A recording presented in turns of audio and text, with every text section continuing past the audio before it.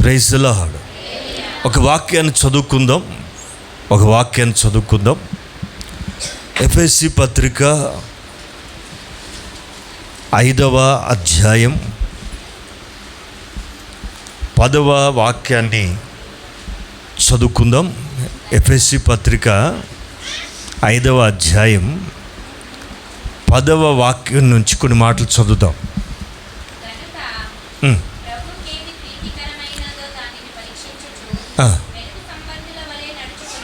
ఆమె ఒక మంచి మాట. ప్రభుకి ఏది ప్రీతికరమో దాన్ని మీరు పరీక్షిస్తూ వెలుగు సంబంధుల వలె నడుచుకొనుడి. ఆమె దైవజనుడు సంఘంతో చెప్తున్న ఒక అద్భుతమైన ఉపదేశం. వెలుగు సంబంధుల వలె నడుచుకోవాలి మనం. అంటే దాని ఇంటెన్షన్ ఏంటి, అర్థం ఏంటండి? చీకటి సంబంధుల వలె నడవకూడదు. మన నడక, మన విధానం, మన భక్తి, మన ప్రార్థన, ఈవెన్ వేషధారణ కూడా, వస్త్రధారణ కూడా సపరేట్గా ప్రత్యేకంగా కనబడాలి. ప్రైజ్ ది లార్డ్, హల్లెలూయా. బాగా గమనించండి. ప్రభుకి ఏది ప్రీతికరమో పరీక్షించుచు వెలుగు సంబంధుల వలె నడుచుకోనండి. ఇది దైవజనుడు మనకు చెప్తున్నటువంటి ఉపదేశం. ఎలా నడవాలట? వెలుగు సంబంధుల వలె నడవాలి. ఏం చేస్తూ ప్రభుకి ఏది ప్రీతికరమో. బైబిల్లో కొంతమందిని గురించి కొన్ని సాక్ష్యాలు ఉన్నాయి. అబ్రహామును గురించి దేవుడే ఏమని సాక్ష్యం ఇచ్చాడంటే అతడు నాకు స్నేహితుడు. దావీదును గూర్చి దేవుడే సాక్ష్యం ఇచ్చాడు, అతడు నా హృదయానుసారుడు. ఎవరతను? ఆమె. యోబును గూర్చి దేవుడు సాక్ష్యం ఇచ్చాడు. ఏమని అపవాత్తు ఏమని మాట్లాడుతున్నారు చూసి చదవండి. అది నీతిమంతుడు, యథార్థవంతుడు. చదవాలి. మొదటి అధ్యాయంలో అపవాత్తు దేవుడు చెప్తున్న మాటలు. 2వ పేజీ తిప్పండి. ఆ పేజీ తిప్పమా, పైన ఉంటుంది చూడు మూల. అపవాత్తు చెప్తున్నాడు, చదవండి వాక్యం. అక్కడేనా? అపవాత్తు ఒరే అది ఎన్ని వచ్చును? 8 రైట్. ఒరే నీవు నా సేవకుడైనా, ఎవరు పలుకుతున్నారండి ఈ మాట? Praise the lord. దేవుడు మనల్ని గూర్చి ఒక రెఫరెన్స్ ఇవ్వగలగాలి. దేవుడు మనల్ని గూర్చి ఒక విట్నెస్ ఇవ్వగలగాలి. ఓ తల్లిదండ్రులు తమ పిల్లల గురించి గట్టిగా చెప్పగలరు. ఎవరి గురించి మాట్లాడుతున్నారంటే, మా పిల్లల గురించి మాకు బాగా తెలుసు. ఓ భర్తను గురించి భార్య గట్టిగా చెప్తుంది, నా భర్త ఎలా అంటాడో నాకు బాగా తెలుసు. ఎలా తెలుసు? విట్నెస్. ఓ మాస్టర్ తన పిల్లల గురించి గట్టిగా చెప్పగలరు, ఎందుకంటే తన చేతుల్లో పెరిగారు కనుక. ఒక మాస్టర్ తన బిడ్డల గురించి గట్టిగా చెప్పగలుగుతాడు. అర్థమవుతుంది కదండి? అలాగే నీవు ఆరాధిస్తున్న దేవుడు నీ గురించి చెప్పగలిగిన లెవెల్లో నీవు ఉన్నావా? ఆయన మన గురించి సాక్ష్యం ఇవ్వగలిగినట్లు హెబ్రీ గ్రంథకర్త చక్కని మాటలు రాస్తూ అంటాడు, వారు విశ్వాసము వలన. అంతేనా? చాలా అద్భుతమైన మాట ఉంటుంది. చదువుదాం. 11వ అధ్యాయంలో, హెబ్రీ పత్రిక 11వ అధ్యాయంలో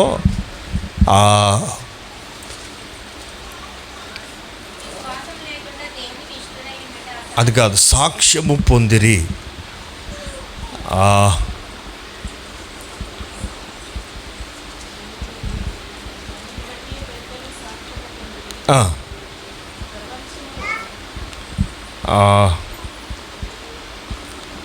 రైట్. 11వ అధ్యాయంలో అగ్ని బలము చల్లార్చరు, అది ఆ లిస్టులో ఉంటుంది చూడండి.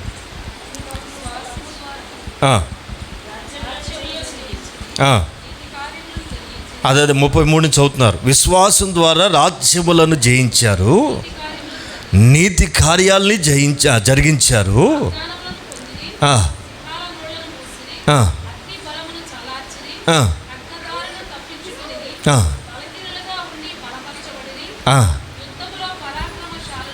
ఏంటన్నారండి? యుద్ధంలో పరాక్రమశాలైరి. ఆమేన్, ఆమేన్. ఈ లిస్టులో కొందరు పేర్లు రాయబడతాయి 32వ వాక్యంలో.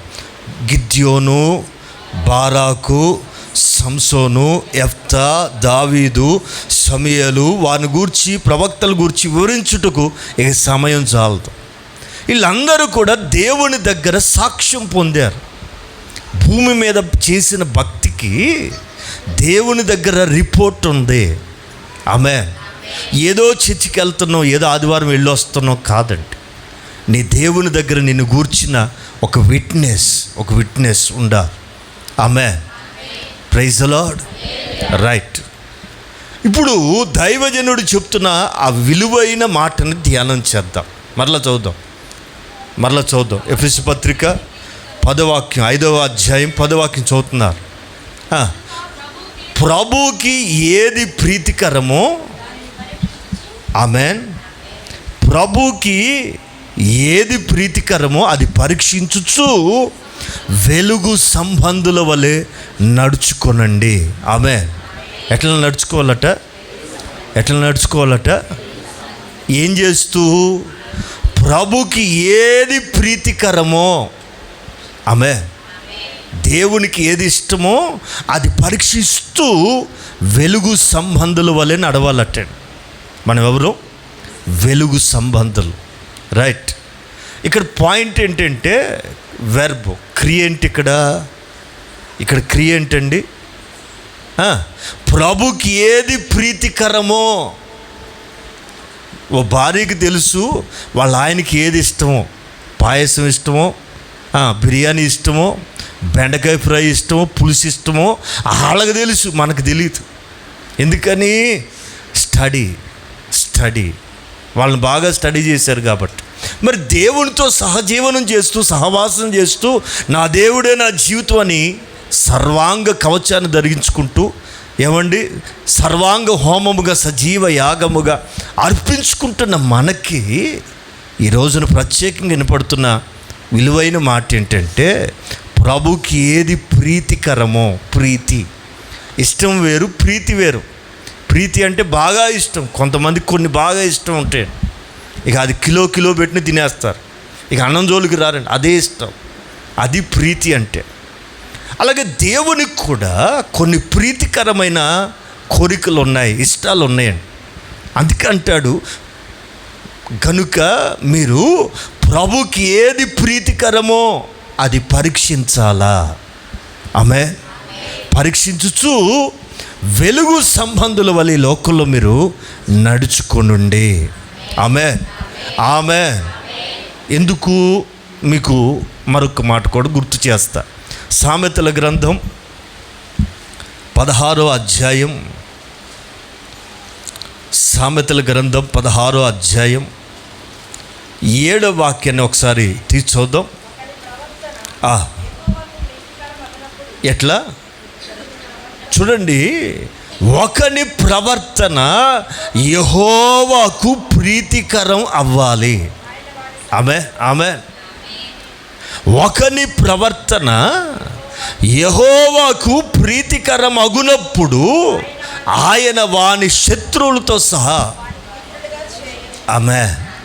మన శత్రువుల్ని యుద్ధం చేపించే దేవుడు కాదు, వాళ్ళని మార్చేస్తాడు. Praise the lord. హల్లెలూయా. చూడండి, మహాత్మా గాంధీ గారు ఈ బైబిల్ని బాగా వంట పట్టించుకుని బ్రిటిష్ వాళ్ళు ఏం చేసినా లేదని చెప్పి, అయ్యా మీరేమైనా కొట్టండి, తిట్టండి, మేము మీ మీద తిరుగుబాటు చేయం, సత్యాగ్రహం చేస్తాం, ఉపవాసం ఉంటాం, కానీ మీరు క్షమించి వెళ్ళిపోవాలి, మీరు అంతే, మీరు ఏం చేసినా సరే మేము తిరుగుబాటు చేయమండి. ఒక చెంప కొట్టారనుకో, మేం చేస్తాం? కొట్టో, ఎంత కొట్టో, కానీ మా దేశం వదిలి వెళ్ళిపో. నువ్వు మారిపోవాలంతే మా దెబ్బకి. ఆమె చూడండి, అతనికి ఎలా వచ్చింది జ్ఞానం?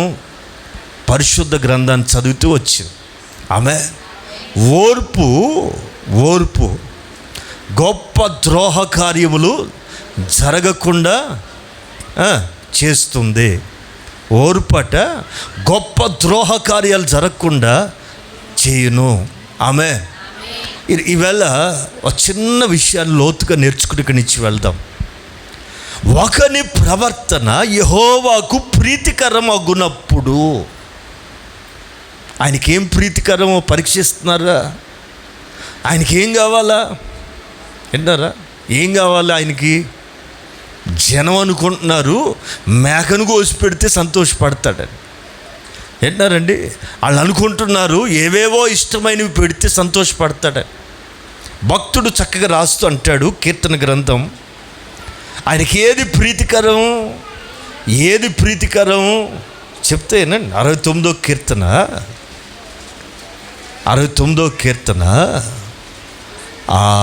30 నుంచి చదువుదాం.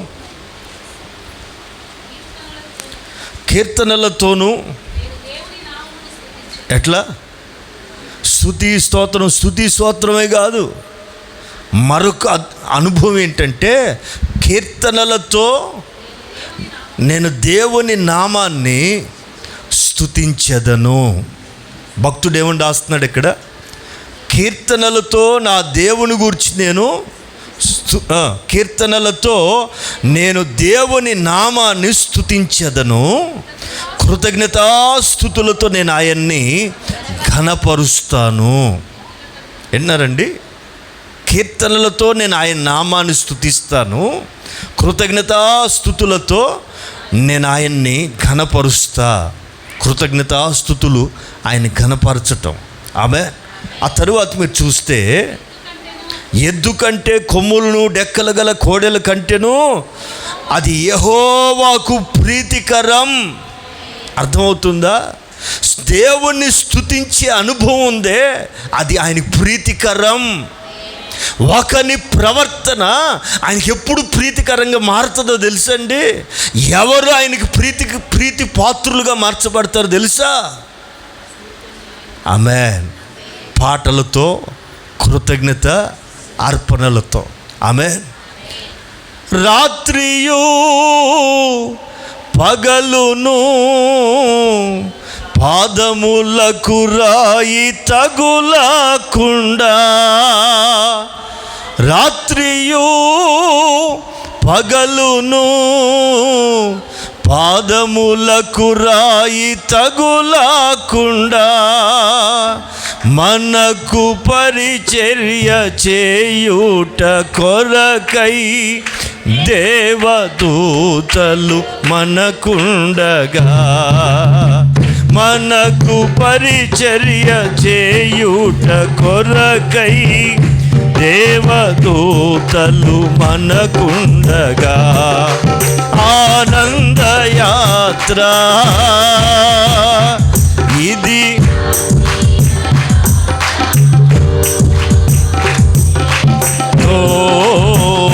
నూతన యెరూషలేము,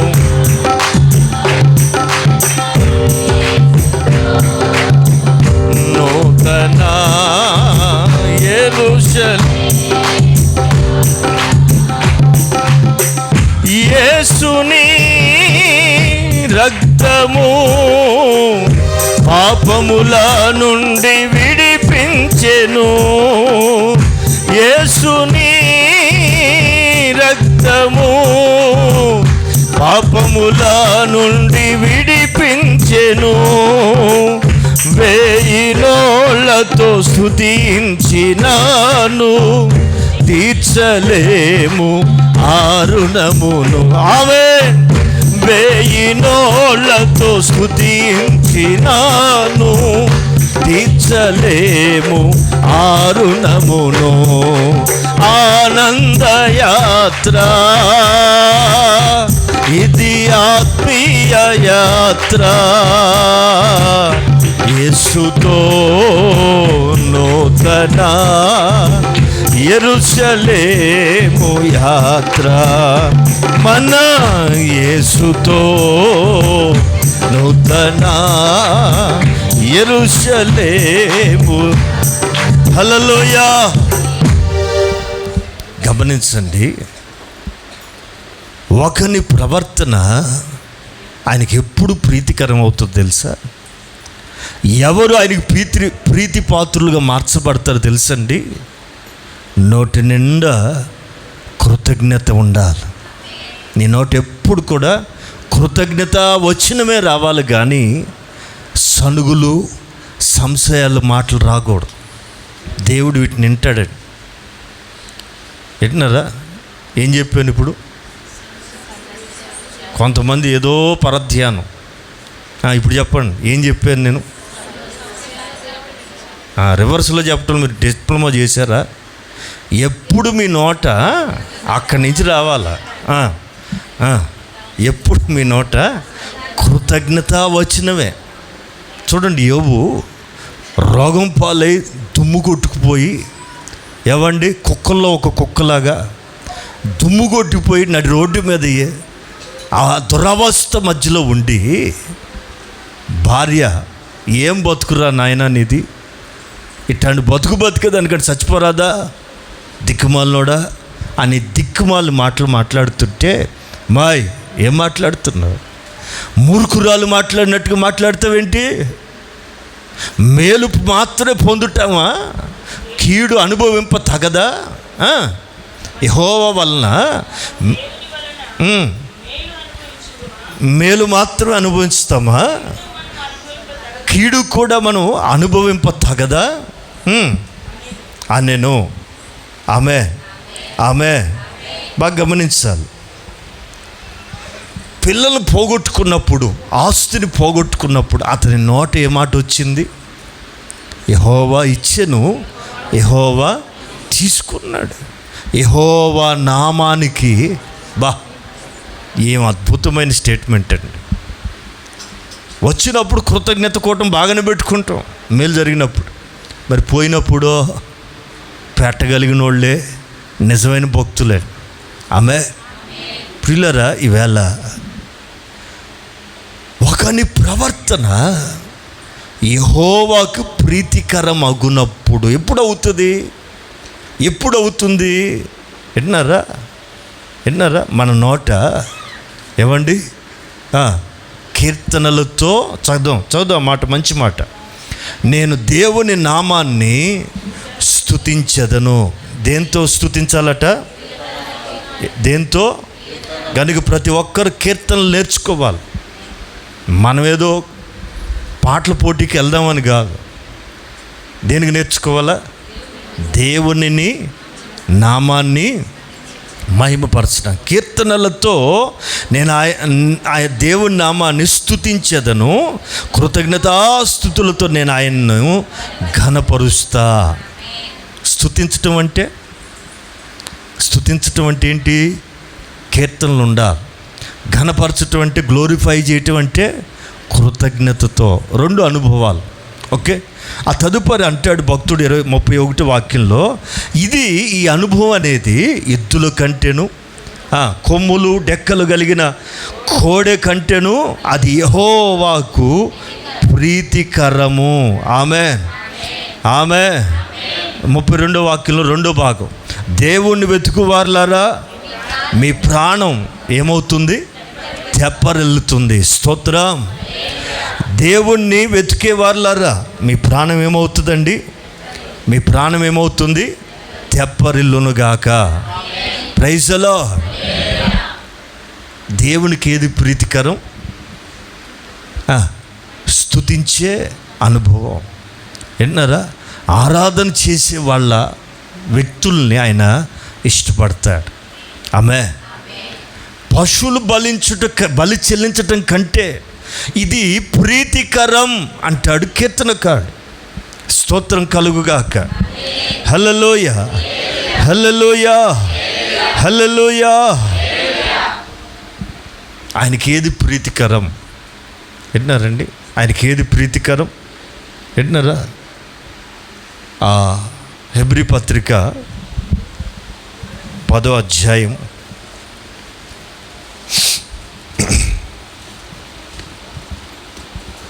32వ వాక్యం నుంచి కొన్ని మాటలు చదువుతాం. బాగా గమనించండి, ఇక్కడి నుంచి అందరూ బైబిల్ తీయాలి. 10వ అధ్యాయం 32వ వాక్యం చదువుతున్నారు. అక్కడి నుంచి గమనించాలి. మీరు వెలిగింపబడిన మీదట. ఇంతకీ ఎంతమంది వెలిగించబడ్డారు? నేను వెలిగించబడ్డానని ధైర్యం ఉన్న వాళ్ళు చేతులెత్తి హల్లెలూయా చెప్పండి. వెలిగించబడితేనే అది స్తోత్రం. మిమ్మల్ని వెలిగించింది ఎవరు? దేవుడు. ఆమె మరలా ఆరిపోకుండా, మరలా జారిపోకుండా, చీకటి ఆవరించకుండా ఆయన చెప్పారు, మీరు వెలిగించబడాలి. ఎలాగా? దీపము వెలిగించబడి ఇంట నుండి వారికి వెలిగించుటకు, అలాగే ఇంట్లో ఉన్న వారు అందరికీ మాత్రమే అనేకులకు వెలిగించుటకు దీపపు స్తంభం మీద, అనగా ఎత్తైన సాక్షి స్తంభం మీదకి నువ్వు రావాలి. నేను యేసుకు సాక్షిని, యేసయ్యకి నేను సాక్షిని, యేసు ప్రభు నన్ను వెలిగించాడని ప్రజలకు తెలిసేటట్టుగా మరుగై ఉండకూడదు. దీపపు స్తంభం మీదకి రావాలి. స్తోత్రం, హల్లెలూయా. వెలిగించబడి, కొంతమంది మాటను ధైర్యంగా చెప్పలేరు. దేవుడు నన్ను వెలిగించాడు అనే మాట ఇది గొప్ప సాక్ష్యం అండి. ఇక్కడ హెబ్రీ గ్రంథకర్త ఏమంటాడంటే, మీరు వెలిగింపబడిన మీదట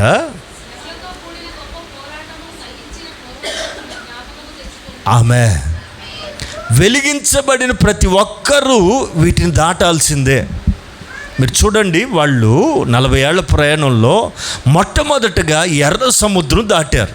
చెప్పాలి, ఏం దాటారు? అది మరలా కొన్ని దినాల తర్వాత ఒక నది దాటాల్సి వచ్చింది. ఏ నది? యోర్దాన్ నది. నది పెద్దదా, సముద్రం పెద్దదా? చెప్పాలి. సముద్రాన్నే దాటించిన దేవుడు నది దాటించలేడా? ఇలా బుద్ధి ఉండాలండి, మాట్లాడేటప్పుడు బుద్ధి ఉండాలా. They have experienced lot of experience. అప్పటికే వాళ్ళ ఎదుట సముద్రం ఎండటం, జలరాశులు గోడల వలె నిలిచిపోవటం వీళ్ళందరూ కళ్ళతో చూశారు. ఇప్పుడు యోర్దాను దగ్గరికి వచ్చినప్పుడు వీళ్ళు ఏమనాలి? మోషే గారిని బలపరచాలి. అయ్యా మోషే గారు, నువ్వేం భయపడకు, మేము దాటేస్తాం, మేము వెళ్తామండి, మమ్మల్ని నడిపించు అనాలండి. ఒక్కడంటలా. ఎక్కడికి పోయినా అసంతృప్తి మాటలే, ఎక్కడికి పోయినా భయముతో కూడిన మాటలే. యోర్దాన్ని దాటడానికి గదగద వణిగిపోతున్నారు. ఏమైంది? పిల్లరా, మనం కూడా ఎన్నో దేవుడు దాటిచ్చాడు కదా, ఎన్నో పరిస్థితులు మనలోంచి మనం బయటపడుతున్నాం కదా. చిన్న వాటిని చూసి ఎందుకు భయపడాలి? మనం ఎప్పుడో ఎన్నో పెద్ద సమస్యలను అధిగమించి వచ్చాం. విన్నారా? వెలిగించబడిన వాళ్ళు దాటుతారు, వెలిగిన వాళ్ళు ఖచ్చితంగా నడిపించబడతారు. ఆయన వారిని విడిచే దేవుడు కాదు. ఇలాగా ఎన్ని చూసిన పెద్ద వాటిని దాటిన వాళ్ళు కూడా చిన్న వాటిని దాటుతాకి వాళ్ళు వింటున్నారండి. ఒక చిన్న పట్టణాన్ని జయించేలా గజగజగా వణిగిపోతున్నారు. ఏ పట్టణం అది? వింటున్నారా? చిన్న పట్టణం పెద్ద రాజ్యాల్లో జయించారు. చిన్న పట్టణం అండి, చిన్న ఊరు అది. దాన్ని యుద్ధం చేయటానికి కూడా వణిగిపోయారు. ఈ సాక్ష్యాలన్నీ వింటున్నప్పుడు మనకేం అర్థం కావాలా? ఇది ఇజ్రాయేల్ ప్రజల యొక్క దౌర్భాగ్యం. అయితే మనం వాళ్ళలాగా దేవుని విసిగించకూడదు. తెలుసా? దేవుడు అంటాడండి, చాలా ఎందుకు పొద్దున చదువుతుంటే చాలా ఆశ్చర్యం అనిపించింది. ఏమంటాడంటే,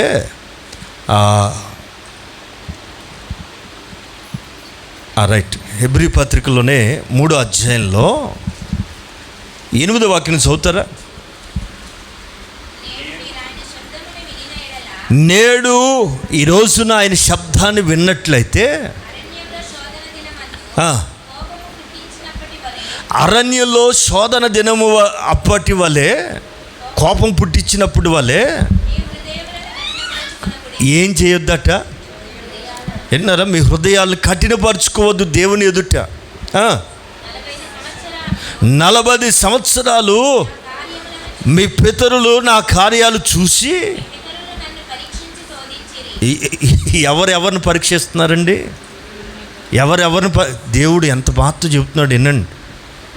మీ పితరులు 40 సంవత్సరాలు నన్ను పరీక్షించారు. వాళ్ళు కాదు పరీక్షించుకున్నది, నన్ను పరీక్షించి నన్ను శోధించారు. చూడండి ఆయన గోడు, ఆయన బాధ, ఆయన ఘోష వినండి. నేను ఆ తరం వారి వల్ల విసిగిపోయా. ఎన్ని పెట్టినా, ఎన్ని దాటిచ్చినా, ఎన్ని కొలగొట్టినా, ఎన్ని అద్భుతాలు చేసినా వాళ్ళ నోట ఏ మాట వస్తుంది తెలుసా? మమ్మల్ని చంపటాకు తెచ్చావా, మాకు ఇక్కడ దిక్కులేని సాగు చంపటాకు తెచ్చావా, అసలు ఎన్ని తెచ్చావంటారే. వాళ్ళు ఎందుకు వచ్చారో కూడా వాళ్ళు మర్చిపోయారు. వాళ్ళు ఎవరు రమ్మన్నాడు మిమ్మల్ని విడిపించమని? ఏడిస్తే నేను దిగి వచ్చిన వాడిని పిచ్చోడిని చేసి మాట్లాడతారేంటి? విన్నారండి? వాళ్ళకి ఎప్పుడు బాధ కలిగినా ఏమంటారు తెలుసా? మేము చచ్చిపోతాంలే, మేము వెళ్ళలేములే. విన్నారా? మేము సాధించలేములే, వాగ్దాన దేశానికి వెళ్ళలేములే. ఎప్పుడు అపజయపు మాటలే. ఒక్కరన్నా ధైర్యం పుట్టించే మాటలు ఒక్కడన్నా మాట్లాడుతున్నారండి? ఇంత జనం ఉన్నారు, ఇంత జనంలో ఒక్కడే నాయకుడు ఎంత చెప్తే మాత్రం ఏం సుఖం? ప్రియులారా, అక్కడ జరిగిన చరిత్రని ఇక్కడ పరిశుద్ధాత్మను మనకు రాయించి ఆయన అంటారు, ఆ తరం వారి వల్ల నేను విసిగిపోయా. రైట్? వాళ్ళెప్పుడు తమ హృదయ ఆలోచనలో డైవర్ట్ అయిపోయారు, త్రోవ పక్కకి వెళ్ళిపోయారు. త్రోవ పక్కకి వెళ్ళకూడదండి. ఉంటే కాన్స్టెంట్గా ఉండాలి, ఉంటే మంట కలిగి ఉండాలి, ఉంటే దైవ ఆవేశం కలిగి ఉండాలి. విన్నారా? వారి హృదయ ఆలోచనల్లో వాళ్ళు తప్పిపోయారు. ఇంకేమంటాడు?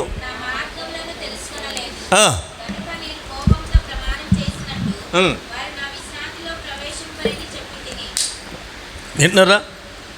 ఇక ఆయన విసిగిపోయాట, ఇక మీరు నా విశ్రాంతిలో మీరు ప్రవేశింపలేరు, పోండి అని వదిలేసాడట. ఇవన్నీ మనకెందుకు రాయించాడంటే వారి వల్ల దేవుడట విసిగిపోయాడట. అయితే సహోదరులారా,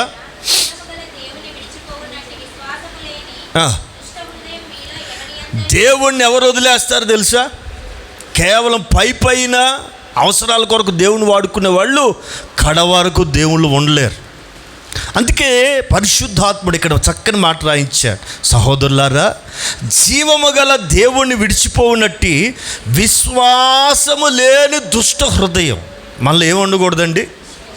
విశ్వాసం లేకపోతే వాళ్ళల్లో ఎవరున్నారో తెలుసండి? దుష్టుడు ఉన్నట్టే. కొంతమంది నమ్ముతారు కానీ విశ్వాసం ఉండదు. నమ్ముతున్నాం ప్రభు నమ్ముకున్నా సరే విశ్వాసము లేని హృదయం కనుక ఉంటే వాళ్ళు ఏమవుతారట? దుష్ట హృదయం మీలో ఎవరి ఏందైనా ఉందే నాయను ఒకవేళ ఉండునేమో అని. ఏ హృదయం ఉండకూడదు మనకి? విశ్వాసము లేని దుష్ట హృదయం. ప్రియులారా, వాళ్ళు 40 ఏళ్ళు ఎందుకు అంత అవస్థలు పడుతూ ప్రయాణం చేయాల్సి వచ్చిందంటే వాళ్ళ దగ్గర కార్యాలు చూస్తున్నారే కానీ విశ్వాసంలో బలపట్టలేదండి.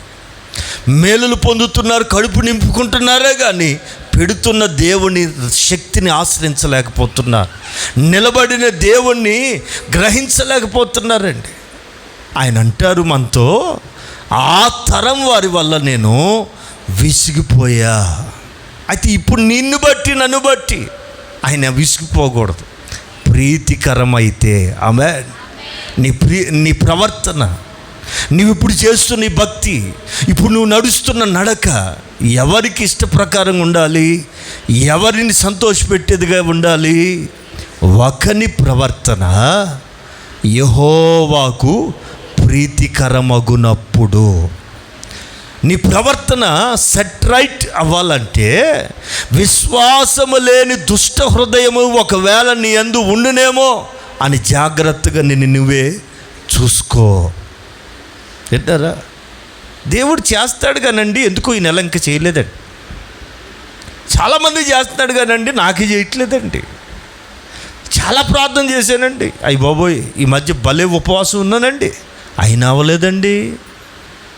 ఇట్లా చెప్పేవాళ్ళు లేరా? నువ్వు కడుపు మార్చుకున్నంత మాత్రం భూమి బద్దలైపోవాలా? నువ్వు కన్నీరు కార్చినంత మాత్రం ఆకాశం 3 ముక్కలు అయిపోవాలా? కొంతమంది అట్లా మాట్లాడతారండి. నేను ఎప్పుడు ఉపవాసం, అసలు ఎంత నిష్ఠకున్నాను అనుకున్నా, నీళ్ళు కూడా తాగలా. నువ్వు నీళ్లు తాగకపోతే సముద్రం ఎండిపోద్దా? కొంతమంది మాట్లాడుతుంటారండి, చాలా విచిత్రంగాను ఆశ్చర్యంగా అనిపిస్తుంది. ప్రియులారా, నీ ఉపవాసం ఉంటేనో, నువ్వు కన్నీరు గార్చి గుండెలు బాదుకుంటేనో నా దేవుడు కార్యం చేయాలని రూల్ ఏమీ లేదు. ఒకని ప్రవర్తన ఆమె యెహోవాకు ప్రీతికరముగా మారాలి. ఆమె ప్రీతికరంగా మారాలంటే మొదటి స్టెప్, నువ్వు ఏమండి అవిశ్వాస మాటలు నీ నోట రాకుండా, విన్నారా? విశ్వాసం లేని దుష్ట హృదయం నీ యందు ఉందేమో జాగ్రత్త చూసుకుని, నీవెప్పుడు కూడా ఎలాంటి వ్యక్తివై ఉండాలి తెలుసండి? నీ నోట కీర్తనలతో ఆయన్ని స్తుతించే వ్యక్తివిగా, కృతజ్ఞత స్తుతులతో ఆయన్ని ఘనపరిచే వ్యక్తిగా ఉందురుగాక. హల్లెలూయా, హల్లెలూయా, హల్లెలూయా. ఆమేన్, ఆమేన్. Praise the lord. హల్లెలూయా. ఒకసారి ఓ ప్రవక్త ప్రార్థనలో ఉంటే దేవుడు ఒక అద్భుతమైన దర్శనం ఇచ్చాడు, దర్శనం చూపించాడు. ఆ దర్శనంలో ఏం కనపడుతుంది తెలుసా? 6వ అధ్యాయం యెషయా గ్రంథం, 6వ అధ్యాయం యెషయా గ్రంథం. త్వరగా మొదటి నుంచి చదవాలి. సంవత్సరాన ఉండగా ఏం చూస్తున్నాడు? అత్యున్నత సింహాసనమందు ప్రభు ఆసీనుడై. ఏంటన్నారండి? మన కన్నులు ఎవరి తట్టు ఎత్తాలి? ఆకాశమందు ఆసీనుడై కూర్చున్నాడు, ఆకాశం మీద కూర్చున్నాడు. మన దేవుడు మన కొరకు సిద్ధంగా ఉన్నాడు. ఎవరైనా ఏదైనా వినాలంటే కూర్చోండి సార్, కొన్ని విషయాలు మీతో చెప్పాలంటాం. ఏమంటాం?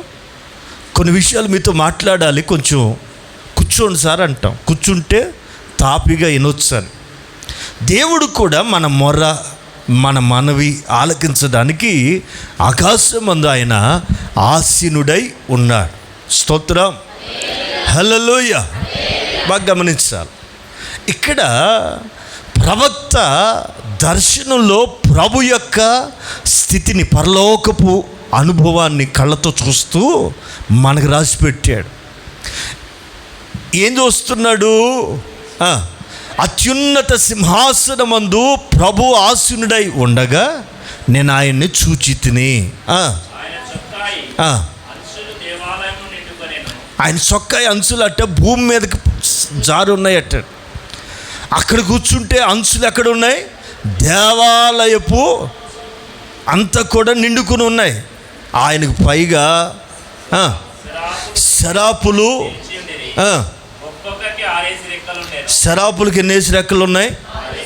రైట్. శరాపులు వేరు, దేవదూతలు వేరు, కెరూబులు వేరు. విన్నారండి? కెరూబులు వేరు, శరాపులు వేరు. వాళ్ళొక వర్గం, వీళ్ళొక గ్రూప్. వింటున్నారా? వీళ్ళు గానం చేస్తే వాళ్ళు ప్రతిగానం చేస్తారు, ప్రతిగానాలు చేస్తారు. Worship team. వింటున్నారా? ఇటువైపు మగవాళ్ళు అనుకుందాం, ఇటువైపు ఆడవాళ్ళు. వాళ్ళు హల్లెలూయా అంటే వీళ్ళు కూడా హల్లెలూయా. వాళ్ళకి ఎప్పుడు ఒకటే పాట, హల్లెలూయా పాటే. విన్నారండి? మనకి ఎన్ని పాటలు భూమి మీద. ప్రైజ్ ది లార్డ్, హల్లెలూయా. అందుకే పాటలు నేర్చుకోవాలి అందరూ. పాటలు నేర్చుకుని కమ్మగా పాడాలి. డబ్బాలో రాళ్ళేసి మోగించినట్టు కాదు, కమ్మగా పాడాలి. స్తోత్రం, హల్లెలూయా. చూడండి, ఈ శరాపులట 6 రెక్కలు కలిగి ఏం చేస్తున్నారు వీళ్ళు? విన్నారా? పైన 2 రెక్కలతో ముఖం, ఎందుకంటే ఆయన మహా వెలుగు. విన్నారండి? ఎవరు సమీపింపరానంత తేజస్సు ఆ పరలోకులు ఉంటే ఆయన చూడలేక ఆ వెలుగుని ముఖాన్ని 2 రెక్కలతో కప్పుకుంటున్నారు.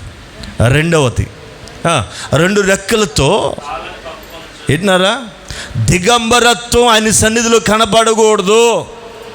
షార్ట్లు వేసుకుని మందిరాలకు రాకూడదు. మోకాలు వారికి వస్త్రాలు లేని స్థితిలో మందిరాలకు రాకూడదు. మీ ఇంట్లో వేసుకోండి. ఏంటన్నారండి, దిగంబరత్వం ఆయన ముందు కనబడకూడదు. దిశమల అసలు చూడకూడదు. అవమానం, సృష్టికర్తకు అవమానం. ఆదాము హవ్వలు మహిమను పోగొట్టుకుంటే వారి దిగంబరత్వాన్ని భరించలేని దేవుడు చర్మపు చొక్కాయలు, అంజూరపు కచ్చడాలు వాళ్ళు కట్టుకుంటే చూడలేక ఏమండి చర్మపు చొక్కాయలు వారికి ధరింపచేసి వాళ్ళని ఏదేళ్ళు తోలేశాడు. కారణం, వాళ్ళు వస్త్రములు కలిగిన వారై ఉండాలి. మనకు కూడా వస్త్రాలు ఎలా కప్పుకోవాలమ్మా చెప్పాలా?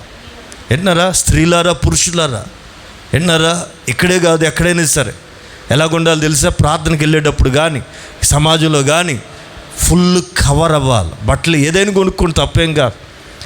మోడర్న్గా ఉండండి కానీ మోతాదుకు మించి ఉండకండి. మళ్ళీ చెప్పండి,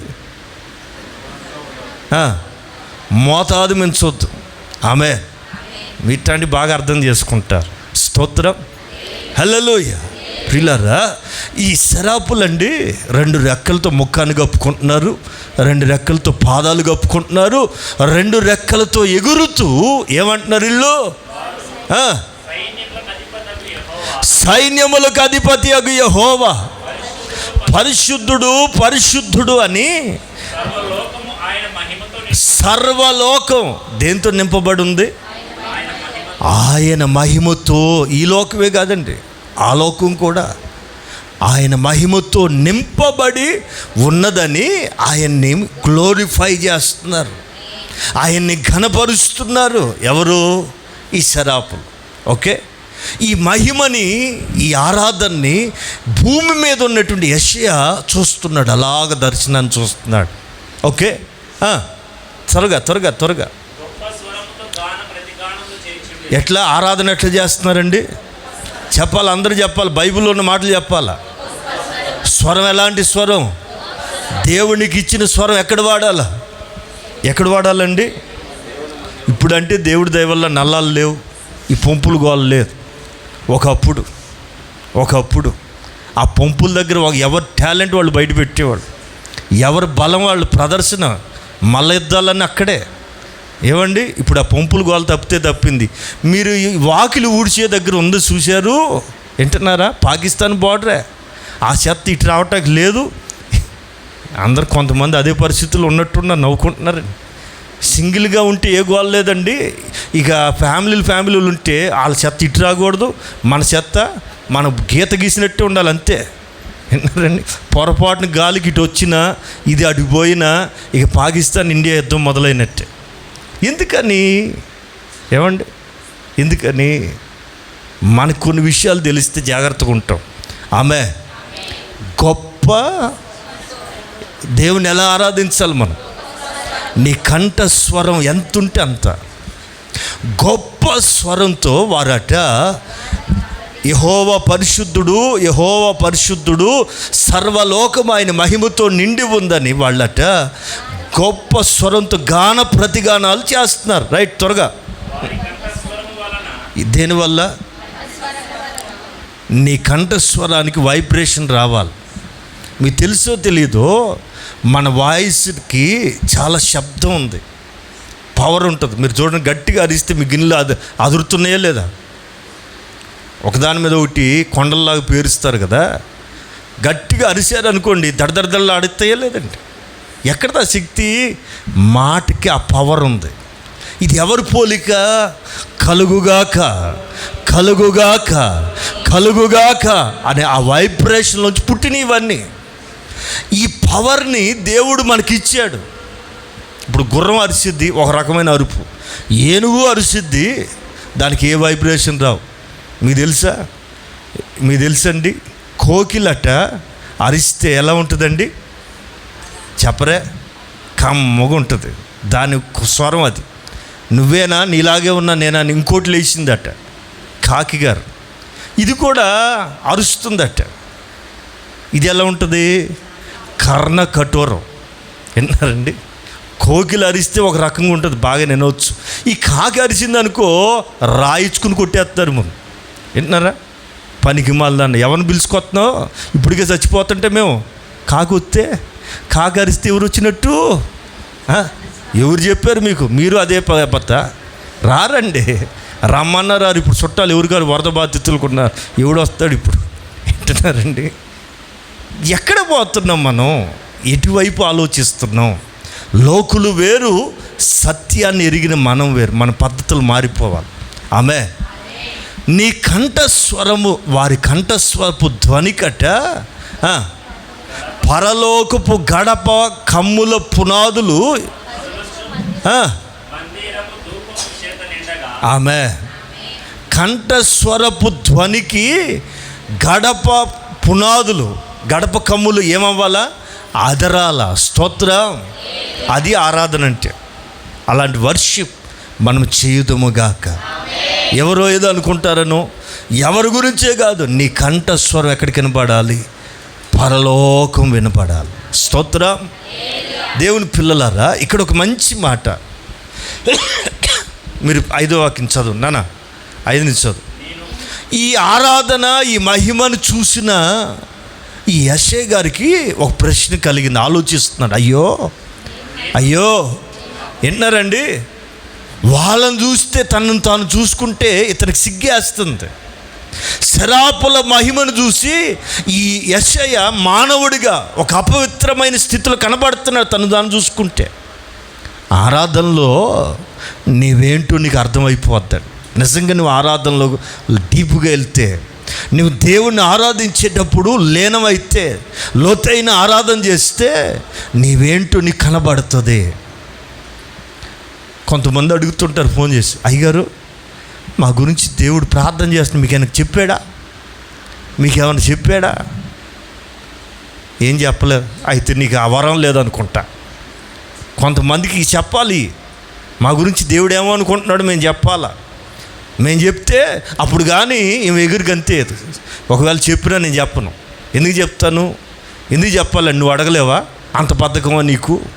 మేము జీతగాళ్ళమా అన్ని అడిగి చెప్పటానికి? పిల్లరా, అడుగుడి. ఏది ఇవ్వటానికి అడుగుతారా? ఆయన మనసులో ఏముందో తెలుసుకోరా? చూశారు ఎంత స్వార్థం మీకు?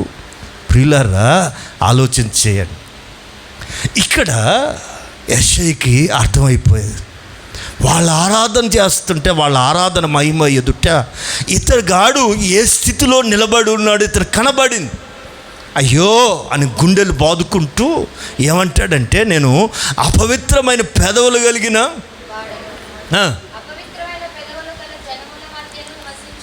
ఎలాంటి జనం మధ్యలో ఉండకూడదు మనం. చెప్పాలి. మన నోట కూడా అపవిత్రమైన మాటలు రాకూడదు. రెండవది, అపవిత్రమైన మాటలు మాట్లాడే వాళ్ళ మధ్యలో కూడా ఎక్కడ ఉండకూడదు మనం. ఈ బూతులు మాట్లాడే వాళ్ళతో సహవాసం చేయకూడదు. నువ్వు బూతులు మాట్లాడకూడదు. చెప్పరే అమ్మా? బూతులు మాట్లాడే వాళ్ళు ఉన్నారనుకో నీ పక్కన, అక్కడ నిలబడకూడదు. ఎందుకని? వాడు వింటుంటే నీ నోటు కూడా ఆటోమేటిక్గా ABCDలు వస్తాయి. అందుకని మనం ఎవరితో ఉండకూడదండి ఎక్కువగా. అలాగని మా ఆయన బాగా తిడతాడండి, అలాగని వదిలేయమంటారా? అమ్మ తల్లి నీ దండం, వదలమని కాదు నేను చెప్పేది. విన్నారండి?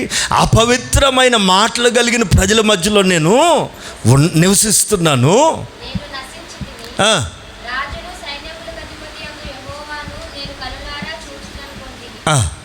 అప్పుడు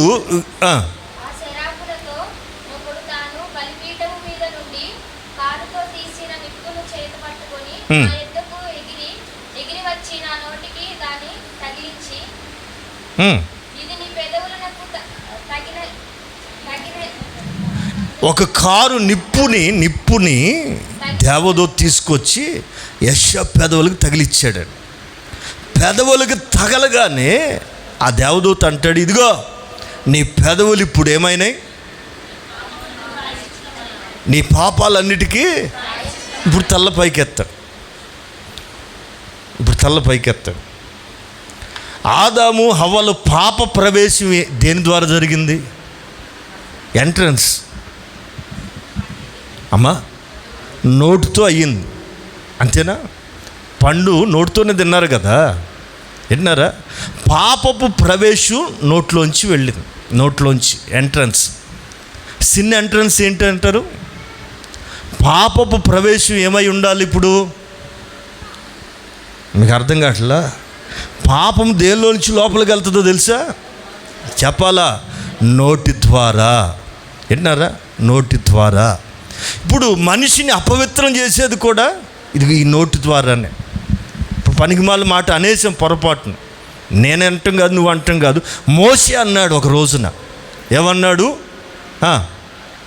ఏమన్నాడంటే, అమ్మా ఒరేయ్ ద్రోహులారా, ఎన్ని రోజులు భరించేదిరా మిమ్మల్ని అని కాని మాట పలికేశాడు. ఆయన చేసిన నేరం ఏమి లేదండి, ఎవరిని చంపలా, ఎవరిని ఏమనలా. కోపంలో బీపీ, ఆ రోజులు బీపీ మిషన్ ఉంటే బద్దలైపోయేది కాపోలు. విన్నారండి? కాని మాట పలికాడు. దేవుడు దాన్ని ఒప్పుకోవట్లేదు. రై నువ్వే అవ్వట్రా నా పిల్లల్ని తిడుతున్నావు, నేను కాపలా గాయమన్నా కానీ, ఏమండి మేస్త్రి పని చేయమన్నా కానీ, వానర్షిప్ చేయమన్నాను అంటారా? నువ్వు కాని మాట పలికిన పుణ్యానికి శిక్ష ఏంటో తెలుసా? విన్నావా? కాని మాట, కాని మాట. ఇక వాగ్దాన భూమిలో అడుగు పెట్టపో. అయ్యా అయ్యా అంతే, ఒక్కసారి అయితే అన్నానంటే ఇంకంతే. కాని మాట, నోటి మాట చాలా జాగ్రత్తగా ఉండాలి. మాట అన్నాక తీసుకోలేమండి, మాట జారితే తీసుకోలేము.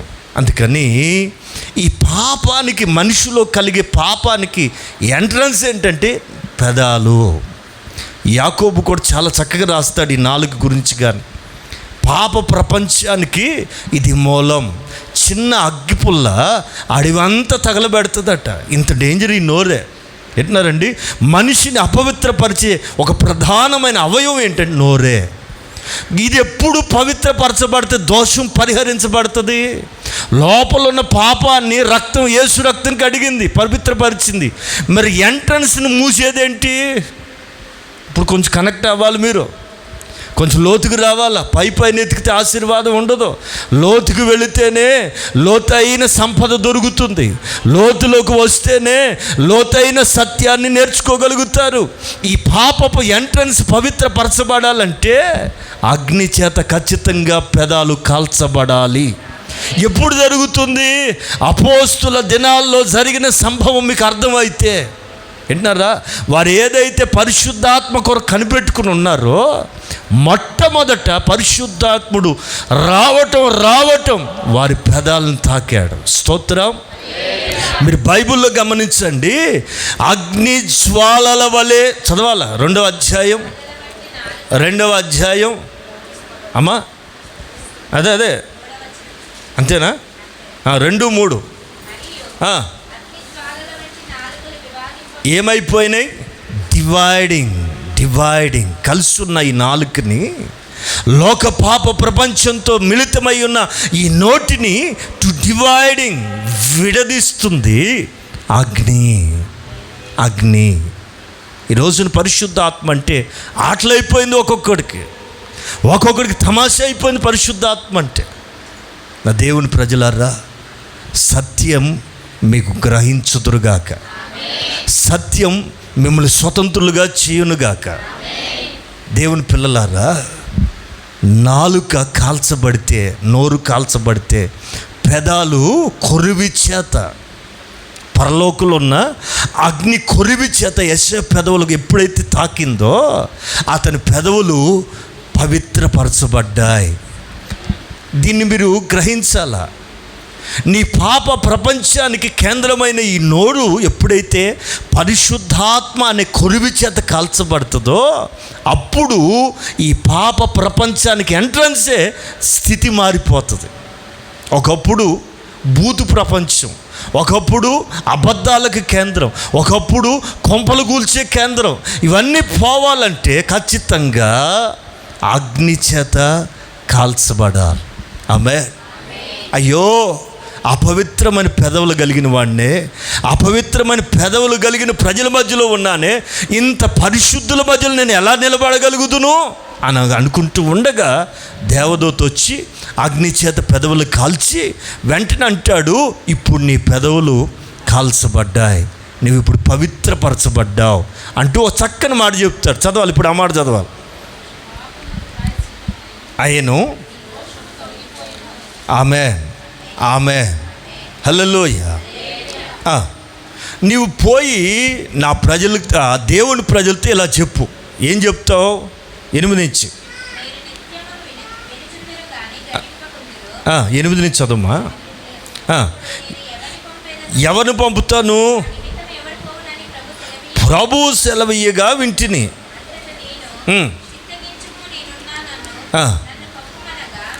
ఈ ప్రవక్త అంటాడు, అయ్యా నన్ను పంపు అయ్యా, ఇప్పుడు నేను పవిత్రపరచబడ్డాక నేను చెప్తా, నువ్వేం చెప్పాలనుకో నాకు చెప్పు, నేను నీ జనులతో చెప్తా. ఏం చెప్తావంటే, బాబా ప్రవక్త గారు ఏం చెప్తావంటే నా ప్రజలకి చెప్పాలి, చదవాలా.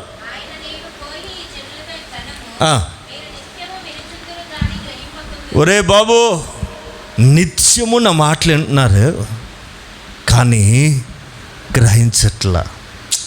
దేవుడికి ఎంత బాధ చూడండి. వింటున్నాం, గ్రహిస్తున్నావా? చాలా ప్రాముఖ్యమైన మాట. ఎంతమందికి పోయిన ఆదివారం వాక్యం అర్థమైంది? ఎంతమంది గ్రహించారు? పోయిన ఆదివారం వాక్యం అర్థమైంది మాకు, ఇంకా బుర్రలో ఉంది అన్నవాళ్ళు నిర్ధార్థంగా చెప్పండి. ఇప్పుడు అడుగుతా, అందుకనే అసలు ఏం వాక్యం చెప్పింది చెప్పండి అమ్మా. లోతైన అనుభవం, లోతైన విషయాలు విన్నాం, రైట్. ఒక వారం వరకు పర్లే. 3 వారాల క్రితం ఏం విన్నాం? ఉండు పాస్టర్ గారు ఉండు అని ఎతకండే. ఎందుకని మీ ఆయన బర్త్డేకి 2000 గిఫ్ట్ అంటే మర్చిపోతావా? మీ అమ్మగారు పుట్టింటికి వెళ్ళినప్పుడు 1/2 ఎకరం నీకే ఇస్తాలే, చెల్లికి చెప్పుకో అందనుకో. పొలం అన్ని డబ్బుల్లో 10,000 ఇస్తాలే అందనుకో, వదులుతావా? ఇవన్నీ బాగానే గుర్తుంటున్నాయి ఏళ్ల తరబడి. ఇది ఎందుకు గుర్తుంటలా అంటే, మనసు పెట్టకండి, మనసు అప్పగించకండి. ప్రియులారా, నా బాధ కాదు ఇది, నా దేవుని బాధ ఇది. నా ప్రజలు నిత్యమున్న మాటలు వింటున్నారు కానీ వారు గ్రహించట్లేదు. ఇంకా నిత్యము నా సన్నిధిని చూస్తున్నారు, నా సన్నిధి వాళ్ళలో సంచరించడం చూస్తున్నారు, ఒళ్ళు పులకరించడం చూస్తున్నారు, ఒళ్ళంతా అదో రకమైన అనుభవాలకు చూస్తున్నాం కానీ ఏం తెలియట్లే వాళ్ళకి. ఇది మంద కాదులే, మనకొద్దులే. వద్దా? వచ్చింది ఎందుకేడికి? ఏం కావాలని వచ్చి ఏం పొందుకోకుండా వెళ్తున్నావు? ఇలా పొందుకోకుండా వెళ్తే ఏం సుఖం, ఏం లాభం, ఏం ప్రయోజనం? మీరు ఇక్కడికి ఎలా వచ్చారో అలా వెళ్ళకూడదు. Something you will learn, something you will get. ఆమేన్.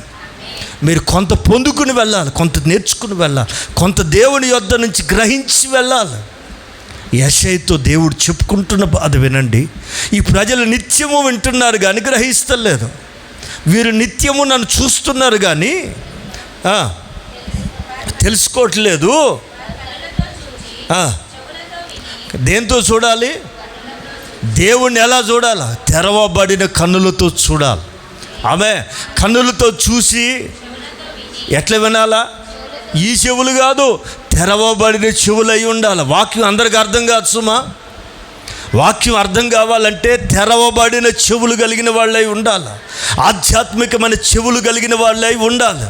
విన్నారా? కన్నులారా చూసి చెవులారా విని దేంతో గ్రహించాలా?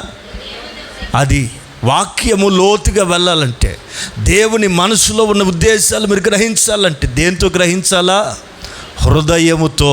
3 విషయాలు ఇక్కడ రాయబడుతున్నాయి. కళ్ళారా చూడాలట, చెవులారా వినాలట, హృదయముతో గ్రహించకుండునట్లు వాళ్ళ హృదయం ఏమైంది?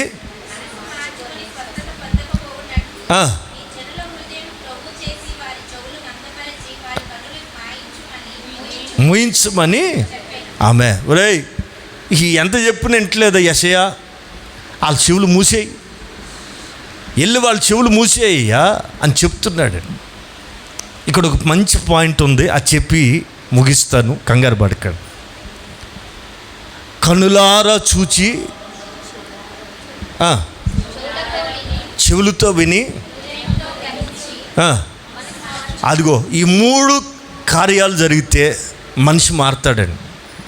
ఓ మనిషి మారకపోవటానికి రీజన్స్: అంజూరపు చెట్టు 3 ఏళ్ల బట్టి ఫలించకపోవటం కారణం ఏంటో తెలుసా? లోతుగా తవ్వనివ్వట్లేదు. అది యేసుప్రభు గుడ్డోళ్ళు బాగు చేశాడా? నీళ్ళ ద్రాక్ష రసంగా మార్చేసాడా? స్వస్థతలో లోతుగా తవ్వబడినట్లేదు. లోతుగా తవ్వబడినందువల్ల సత్యం గ్రహించలేకపోతున్నారు. సత్యము కాదు ఈ రోజున కావాలి, కార్యాలు కావాలా. నా దేవుడు ఎవరో తెలుసా? సత్యాన్ని సొంతం చేసుకుంటే కార్యాలు ఆటోమేటిక్గా జరుగుతాయి. ఇది తీసుకోకుండా మేలులు మాత్రమే ఆశిస్తే దెబ్బతింటారు. విన్నారా? అవిశ్వాస హృదయము మీలో లేకుండా జాగ్రత్తగా చూసుకోండి. ఆమేన్. ప్రియులారా, యెషయా గ్రంథంలో యెషయా ప్రవక్త ఉన్న రోజుల్లో చెప్పబడిన ఆ మాటని యేసు ప్రభు సువార్త చెప్తున్న రోజుల్లో కూడా ఇవే మాటలు వాడతాడు. యేసు ప్రభు నోటితో ఆ మాటలు మాట్లాడుతున్నాడు. యోహాను సువార్త 10వ అధ్యాయం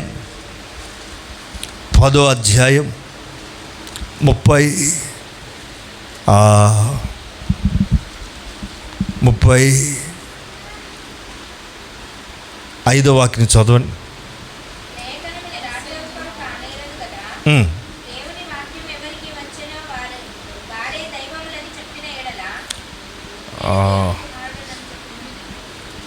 అది కాదమ్మా,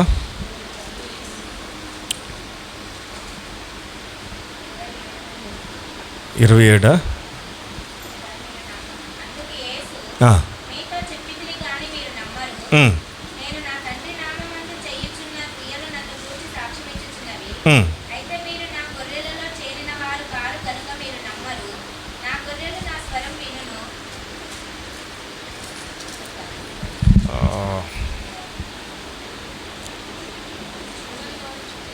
అది కాదమ్మా,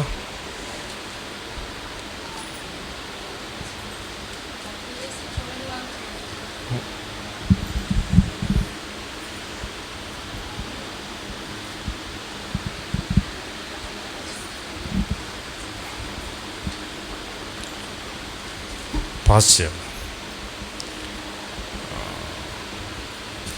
12వ అధ్యాయం ఇక్కడి నుంచి చదువుతాం. 12వ అధ్యాయం యోహాను సువార్త 35 నుంచి చదువుతాం.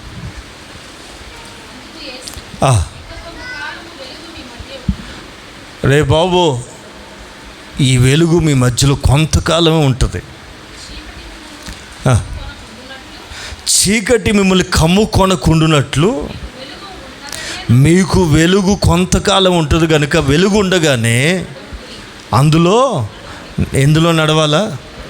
ఎందులో నడవాలి. ఆమె. చీకటికి వెలుగుకి సంబంధం లేదు. చీకటికి వెలుగుతో పొత్తు లేదు. అది వేరు, ఇది వేరు. ఓకే, మనం ఎవరో వెలుగు సంబంధులం. మనం ఎవరో వెలుగులోనే నడవలసిన వారం. స్తోత్రం, హల్లెలూయా. చూడండి, యేసు ప్రభు చెప్తున్న అద్భుతమైన మాటలు ధ్యానం చేద్దాం. మీరు వెలుగు సంబంధులగునట్లు, ఫుట్ నోట్లో ఏమని ఉంది? వెలుగునకు కుమారులగునట్లు. మనం ఎవరు? వెలుగు పిల్లలం, వెలుగుకు కుమారులం. ఆమె. వెలుగుకు కుమారులగునట్లు మీకు వెలుగుండగానే వెలుగునందు విశ్వాసం ఉంచండి. ఆమె. ఓకే, ఇవన్నీ చెప్పి ఆయన కనపడకుండా దాక్కుంటున్నాడట. అక్కడ పరిస్థితులను బట్టి చదవాలి. యేసు ఈ మాటలు చెప్పి వెళ్ళి దాగి ఉండెను. ఇన్ని సూచక క్రియలు చేసినను విన్నారండి. 40 ఏళ్ళు అక్కడ పడ్డాడు, ఇది ఇక్కడ పడుతున్నాడు. 40 ఏళ్ళండి, 40 సంవత్సరాలు వాళ్ళతో కాపురం చేసినట్టు అయిపోయింది ఆయన పని. పరలోకం వెళ్ళకుండా వీళ్ళ ముందే నిలబడుతున్నాడుగా. వింటారండి, వీళ్ళ ముందు నిలబడినా నమ్మట్లేదట. చెప్పాగా, ఎర్ర సముద్రమే దాటిన వాళ్ళు యోర్దాను దాటక ఏం భయం? పెద్ద పెద్ద పట్టణాలు జయించిన వాళ్ళకి హాయిని జయించటకు ఏం భయం? అదే భయం. విశ్వాసం ఉంచకపోయిరి. ఇన్ని సూచక క్రియలు చేసినను వారు ఆయన యందు విశ్వాసం ఉంచిరి. అప్పుడు ప్రభు యెషయాతో పలికిన మాటల్ని ఎత్తిబట్టి మాట్లాడుతున్నారు. చదవాలి, మాటలు చదవాలి.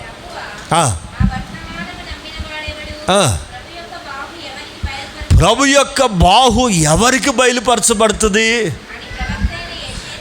ప్రవక్త అయిన యెషయా పలికిన మాటలు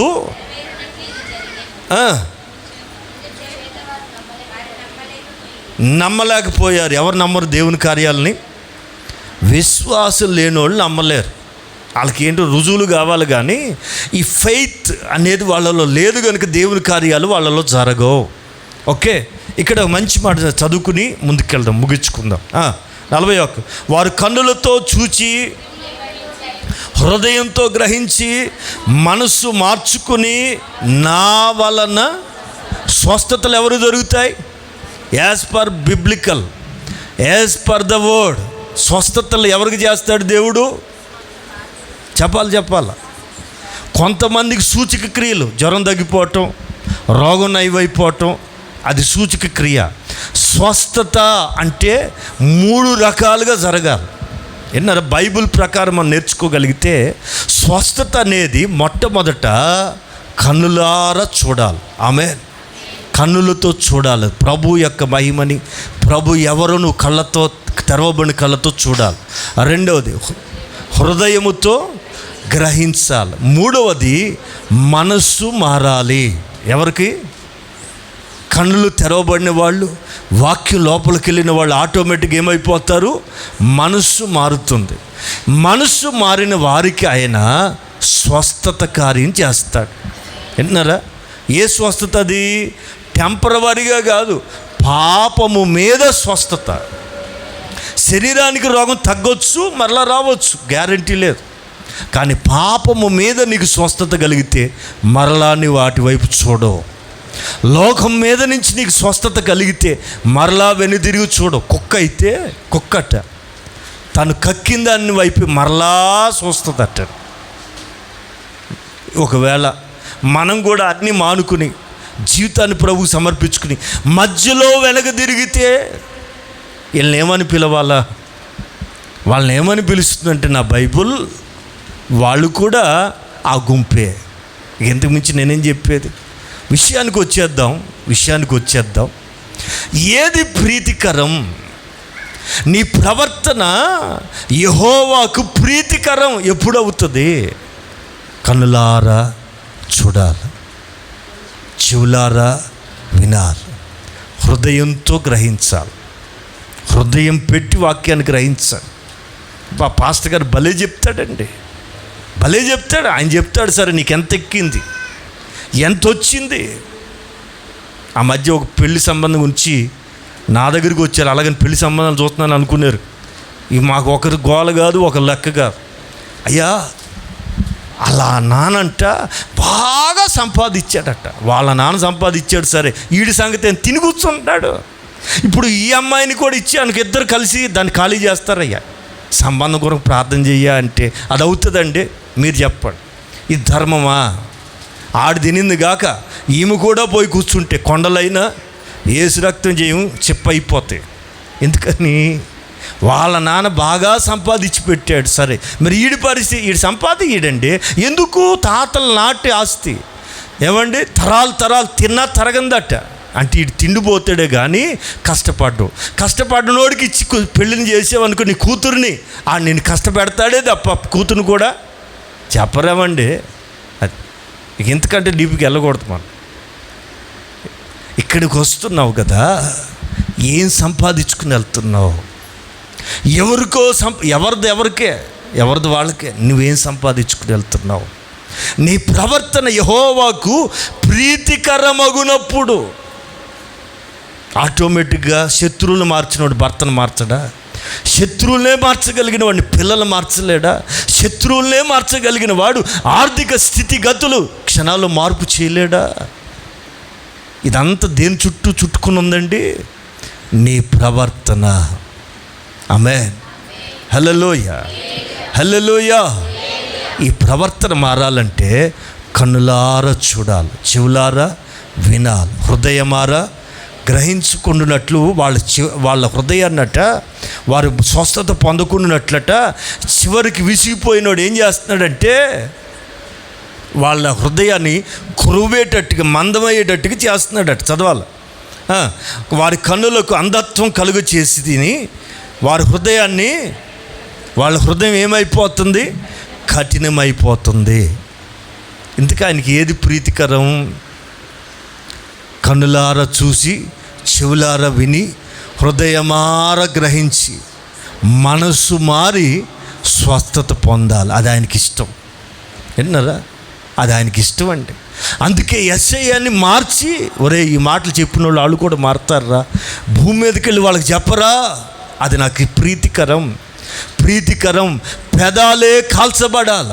మనిషి మొత్తం ప్యూరిఫై అవ్వాలంటే, హోలీనెస్లోకి రావాలంటే, ఇదిగో పాపపు ద్వారం ఖచ్చితంగా అగ్ని చేత తగలబడాలి.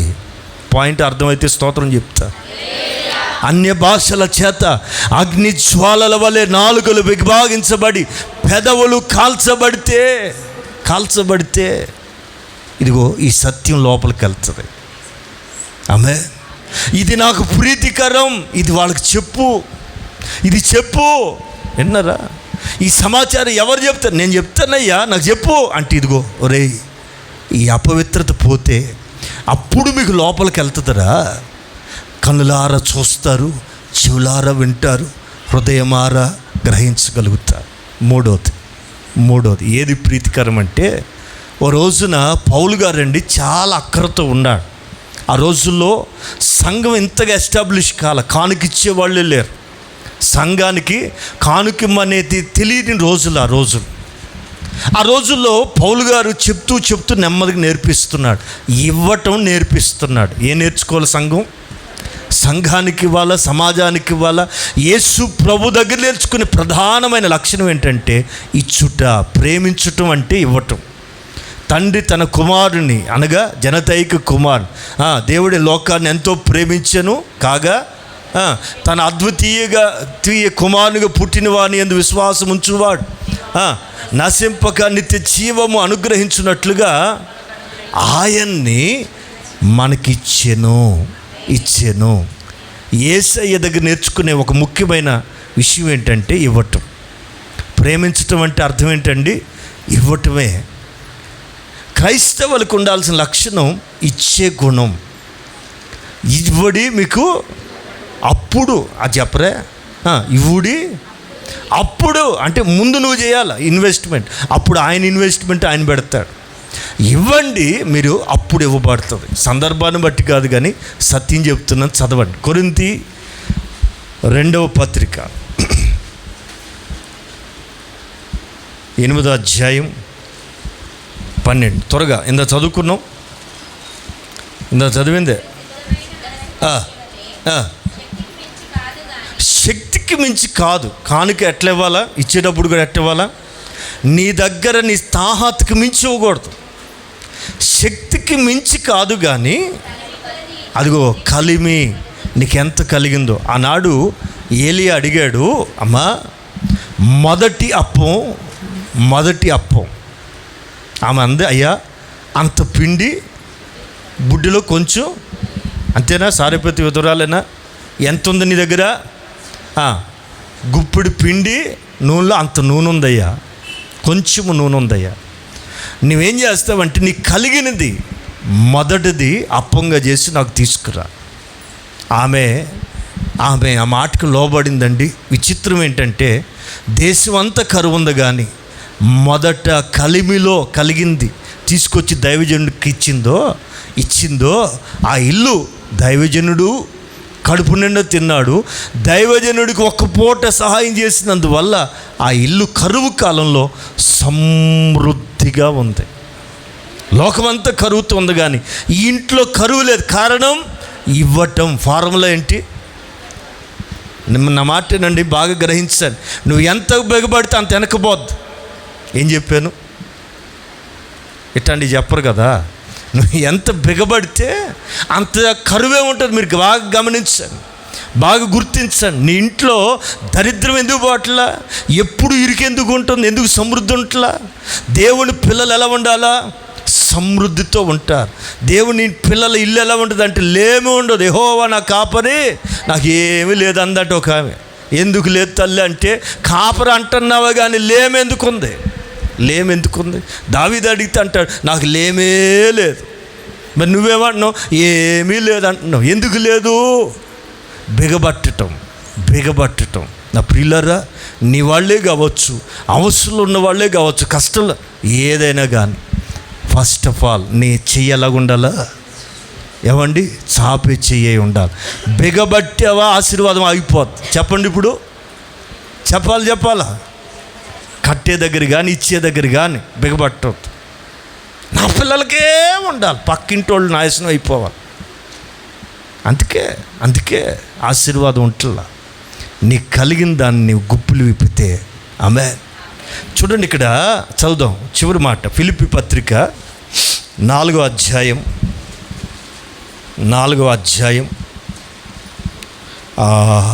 17వ వాక్యాన్ని చదువుదాం, లేదా 16ని చదువుదాం. 4వ అధ్యాయం 16వ వాక్యం. ఏలైనగా తెస్సలోనికలో ఉన్నప్పుడు కూడా మీరు నాకు మాటికి విన్నారా? నువ్వు దేవుని విషయంలో కానీ ఏదన్నా అవసరం విషయంలో ఎలా గుప్పులు విప్పాలో తెలుసా? మన ఇచ్చేసాం కదా అని అనకూడదు. మాటికి. ఈ తెస్సలోనిక సంఘంలో ఉన్నప్పుడు పౌలు గారి గట్ట మాసిదోనియస్తులు ఏం చేస్తున్నారంటే, ఆమేన్, మాసిదోని సంఘం దగ్గర ఉద్యోగాలు ఉన్నాయా? వాళ్ళు ఎలాంటి వాళ్ళు అండి? మీరు చదవండి, ఆ మాట చదవండి. వాళ్ళు ఎలాంటి వాళ్ళు అండి? ఎక్కడది? మాసిదోని సంఘం ఎలాంటిది? నిరుపేదలైనను. ఆ మాట చదవండి అమ్మ. ఎక్కడ? కొరింథీ 2 కొరింథీ 8వ అధ్యాయం 1వ వాక్యమా? 8వ అధ్యాయం కొరింథీ 2వ పత్రిక 8:1. సహోదరులారా,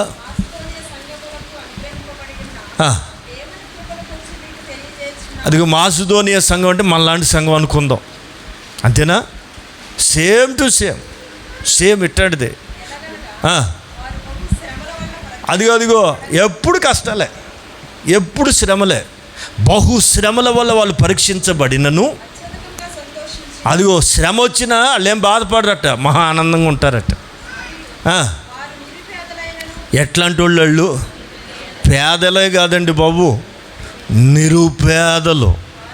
ఇల్లు లేవు, ఆస్తులు లేవు, పొలాలు లేవు, పెద్ద సంపాదన ఏమి లే. హృదయం చూసారా? విన్నారండి? ఒక ఆధ్యాత్మికమైన ఎదుగుదల కలిగిన వాళ్ళు ఇలా ఉంటారు. బ్యాక్గ్రౌండ్ని బట్టి కాదు, డొనేషన్ అని కానీ హెల్పింగ్ కానీ. హృదయం ఎట్లా ఉండాలా? విశాలంగా ఉండాలి. నీ హృదయం ఎలాగ ఉండాలా?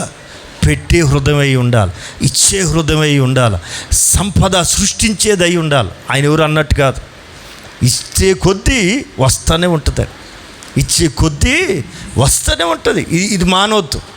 ఇవ్వండి, ఫార్ములా వాడాలా? ఇవ్వండి, అప్పుడు నేను ఇవ్వనండి, ఇప్పుడు కుదరదండి. ఇవ్వండి, అప్పుడు మీకు ఇవ్వబడుతుంది. ఈ విషయాన్ని ఈ చిన్న సంఘం, పేద సంఘం, ఈ పేదరాళ్ళు ఉన్న ఈ సంఘంలో వాళ్ళు నిరుపేదలైనను ఏ విషయంలో వాళ్ళు, అది సహాయం చేసే విషయంలో వాళ్ళు బహుగా విస్తరించారు. మీరు కూడా నా మాటేనండి, దేవునికి ఇచ్చే విషయంలో కానీ, లేదా తోటి వాళ్ళు కష్టంలో ఉన్నప్పుడు కానీ నాకు లేదు అనుకో. ఒక గొప్ప దైవజనుడు నాకు ఏం చెప్పాడు తెలుసా? నీ నోటితో నా దగ్గర లేదు అనొద్దంట. ఇప్పుడు కాదులే అని చెప్పమన్నాడు, కానీ లేదు అంటే లేకుండా పోద్దట.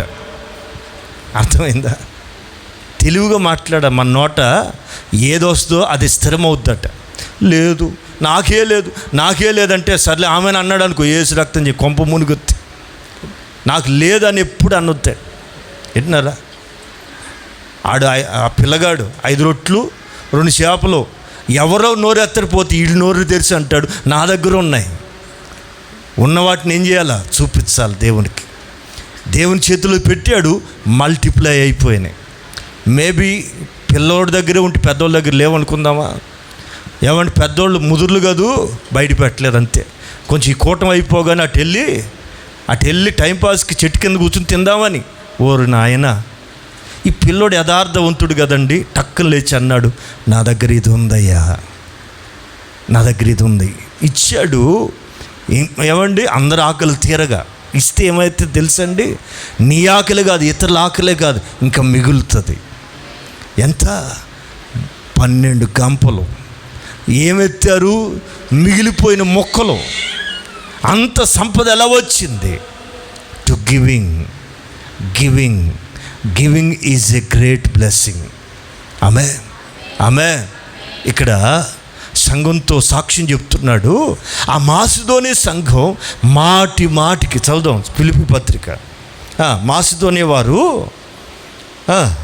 ఏలయనగా 16, మీరు నాకు మాటిమాటికి నాకు అవసరాలు తీర్చడానికి సహాయము చేసిరి. అండర్లైన్. అవసరము బట్టి సహాయం చేయాలి. అవసరం లేని వాళ్ళుగా చేయాల్సింది మనం. అవసరమును బట్టి మీరు సహాయం చేసిరి. ఈవులను అపేక్షించి మాటలు చెప్తలేదు. అదిగో లెక్కకు విస్తారమ లెక్క, ప్రధానికి లెక్క ఉంది. విన్నారా? ఇప్పుడు పిడికడి విత్తనాలు విత్తాడు. ఎవడు? కన్నీళ్ళు విత్తుతూ ఏమండి పిడికడి విత్తనాలు చేత పట్టుకుని విత్తాడు ఒకడు, కీర్తనకారుడు. పంట ఎంత వచ్చింది? పన విత్తింది ఎంత అండి? చెప్పరేమండి. విత్తింది ఎంత? గుప్పిలతో, పిడికిలతో. తెచ్చింది ఎంత? వచ్చింది ఎంత? పన అంటే వ్యవసాయ పనులు తెలిసిన వాళ్ళు చెప్పండి. పన అంటే ఇంతేనా? చేతులు చూపించి చెప్పండి. పన అంటే ఎంత అండి? ఇత్తింది ఎంత? ఈ సూక్ష్మంలో మోక్షం అర్థమైతే నువ్వు గుప్పిళ్ళు బిగబట్టవు, గుప్పిళ్ళు చాపుతావు. అవసరమును బట్టి ఎవడు పడితే అడిగి కాదు, ఎవడు పడితే ఆ టీవీలో స్పాన్సర్ చేయి అనగానే అయ్యి బాబా చేసేస్తాను, ఆగు బాబా అప్పు అయిన తెచ్చాను చేయకండి. విన్నారా? ముక్కు ముఖం లేనోళ్ళకి, అడ్రస్ లేనోళ్ళకి, నీకు సంబంధం లేనోళ్ళకి, నీకు సహవాసంతో సంబంధం లేనోళ్ళకి చేయొద్దు. నీ అంతరాత్మ చెప్పాలి, నీ మనస్సాక్షి చెప్పాలి ఎవరికి ఇవ్వాలో ఎవరికి ఇవ్వకూడదు. ప్రేరేపణ లేకుండా పైసా తీయొద్దు, ఆశీర్వాదం రాదు. ప్రేరేపణ ఉంటే ఎంతైనా చేయండి. శక్తి కొలది కాదు, శక్తికి మించింది కాదు, కలిమికి కొలది. ఆమె చివరి మాట చదివి ముగించుకుందాం. ఏలయనగా మీకు ఇవి అపేక్షించి చెప్తలేదు, కానీ లెక్కకు విస్తార ఫలము రావాలని ఏమి అపేక్షిస్తున్నా? లెక్కకు విస్తారమైన ఫలం మాకు రావాల్సింది కంటే ఎక్కువ రావాలని అపేక్షించి చెప్తున్నా. ఏమని? ఇదిగో మీరు పంపిన సహాయం ద్వారా నాకు సమృద్ధి కలిగింది. మనం ఇచ్చే సహాయం ఎలాగ ఉండాలండి? అవతల వ్యక్తికి సమృద్ధినిచ్చేదై ఉండాలి. అంతగా నీ చెయ్యి పెరగాలి. ఆమె చెయ్యి పెరగటువంటి ఉపమాని కాదు. విన్నారా? గుప్పిలి విప్పటం. రైట్, చదువుదాం. మీరు పంపిన వస్తువులు ఎపఫ్రోదితు వల్ల పుచ్చుకుని ఏమి తక్కువ లేకుండా ఉన్నా, పంపిన వస్తువు వల్ల ఏమి తక్కువ లేకుండా నేను ఉన్నాను. అయితే నీవు గుప్పిలి విప్పావే, మీరు పంపించారే, అవి మనోహరమైన సువాసనయు. ఆమె ఎవరికి ప్రీతికరం? నీవు ఇచ్చే కానుక కూడా దేవునికి ప్రీతికరంగా ఉండాలి.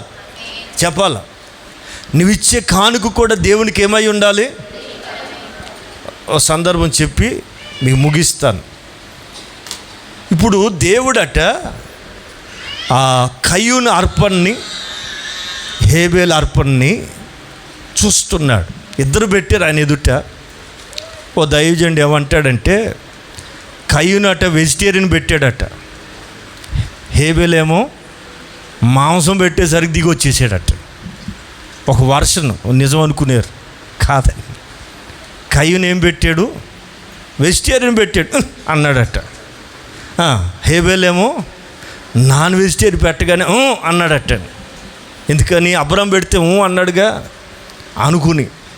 విన్నారా? అంటే మన దేవునికి ఏది ఇష్టమో తెలుసు కదా. ఆమె కొంచెం ఆయన కూడా మనలాగే ప్రియుడు కాబోడు, ప్రీతికరం.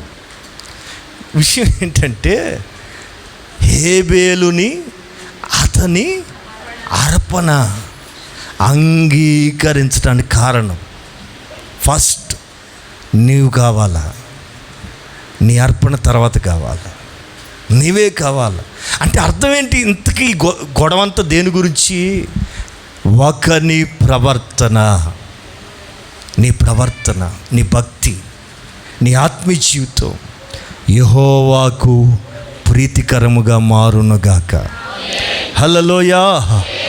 ప్రభుకి ఏది ప్రీతికరమో అది పరీక్షిస్తూ వెలుగులో నడుచుకున్నట్లుగా నడుచుకుందుముగాక. ప్రభుకి ఏది ప్రీతికరమో అది పరీక్షిస్తూ, ఏదో గుడికి వెళ్తున్నాం కాదు, ఏది ప్రీతికరమో పరీక్షిస్తూ వెలుగులోనే నడుచుకుందుముగాక. ఆ వెలుగు సంబంధమైన మార్గంలో మీకు క్షేమం కలుగునుగాక.